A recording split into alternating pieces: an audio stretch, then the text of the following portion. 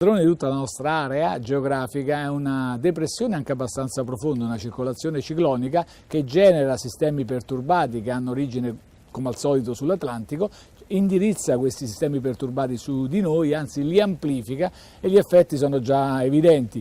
Piogge diffuse, localmente anche abbondanti e abbondanti, forse finalmente, nevicate sui rilievi. Quindi purtroppo questo sarà un fine settimana tipicamente invernale. Quindi per domani, sabato, abbiamo una nuvolosità, un cielo coperto con precipitazioni diffuse, continue, che raggiungono valori di precipitazione caduta molto alti, quindi piogge abbondanti. Per domenica inizialmente non cambia nulla, quindi le precipitazioni forse meno diffuse, un po' più a intervalli, però ci interesseranno ancora e questi intervalli di precipitazione dureranno per tutto il giorno, per tutta la domenica. Notizia positiva che poi da lunedì avremo un periodo ancora di 4, 5, forse 6 giorni di tempo stabile, quindi piogge abbondanti ma solo nel fine settimana.